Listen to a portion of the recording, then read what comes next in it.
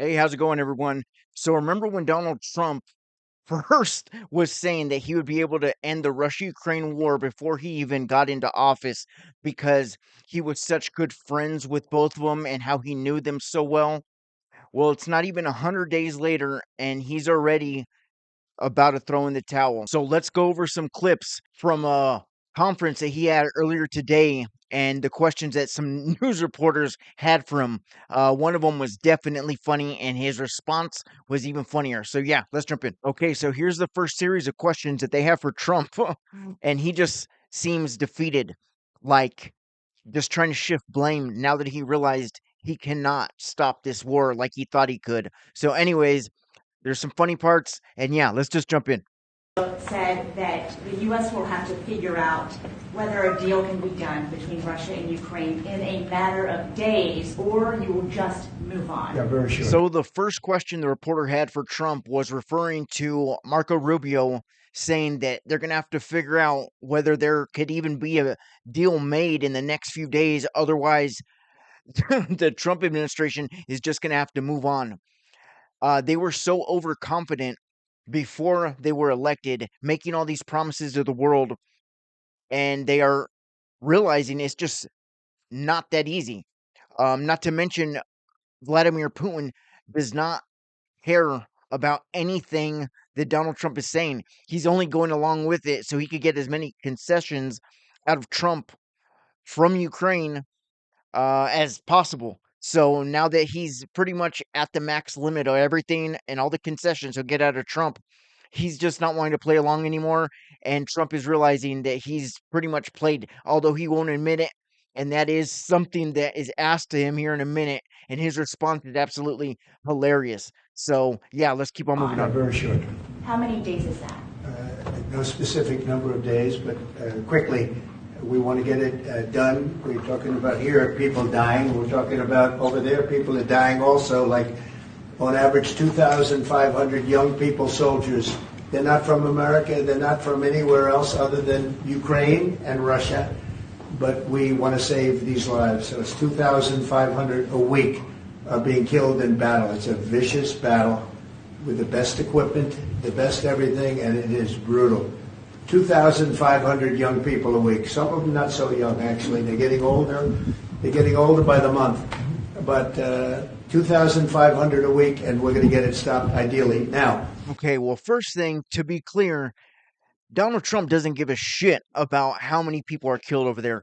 If he actually did, he would try a lot harder and pressure Russia with every possible piece of leverage that he could use. And he doesn't try and do that. He does not care about any of these lives at all. But in the next clip, Donald Trump gives a response that is pretty frustrating. But then again, pretty much anything that this man does is frustrating and cringy, and you just want to. But, anyways, here it is. If for some reason one of the two parties makes it very difficult, we're just going to say you're foolish, you're fools, you're horrible people, and we're going to just take a pass. But hopefully we won't have to do that. Now, Marco is right in saying it. We want to see it end. You're foolish, you're fools, you're horrible people. That is strange. Um, this is a huge war that's going on, and the only ones that are horrible is Russia. They're the ones that invaded Ukraine. Ukraine just agreed to um a no restriction ceasefire. I just used the wrong term. I'm having a brain cramp right now.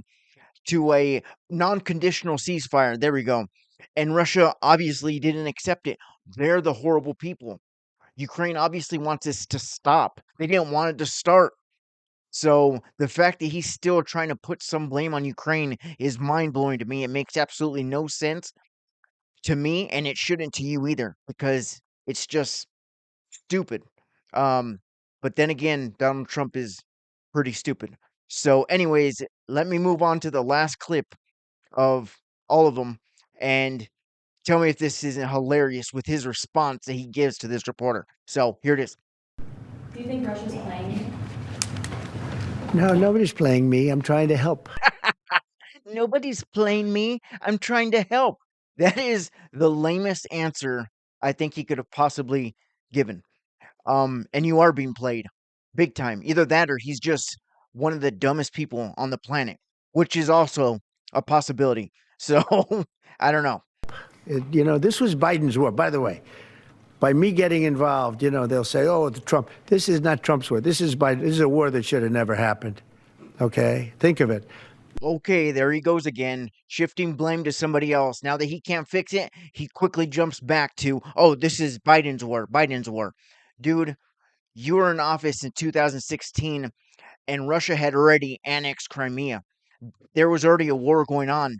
Obviously, just not as big of a scale, but there was killing definitely going on. And you did absolutely pretty much close to nothing. So that's just bogus talk from Trump. And it is pretty pathetic. It's just Biden's war. Uh, he's a fool. He's a dumbass. I don't know what else to tell you. So, anyways, that's gonna do it for me. And again, I'll put the link in the description for the Car for Ukraine fundraiser that is going on right now for some Ukrainian troops. So everybody's trying to raise money for their trucks.